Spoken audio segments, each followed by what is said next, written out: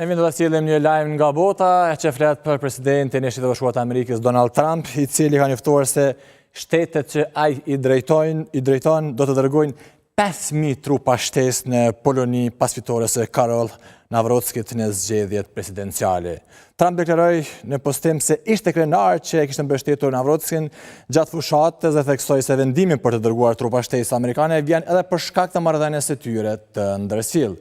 Bazuar thotë në zgjedhjen e suksesshme të presidentit aktual të Polonisë Karol Nawrocki, të cilin e mbështeta me krenari dhe marrëdhënien tonë me të, kam kënaqësinë të njoftoj se Shtetet e Bashkuara të Amerikës do dërgojnë 5.000 trupa shtesë në Poloni. Trump nuk ka dhënë detaje shtesë rreth vendosjes së trupave dhe afatit kohor për mbërritjen e tyre pra në Poloni. Dhe me këtë informacion të fundit e mbyllim pjesën e parë të edicionit special, vetëm pas faktoriat më të fundit për sportit i sjell Andi Shabani. Shikim të këndshëm.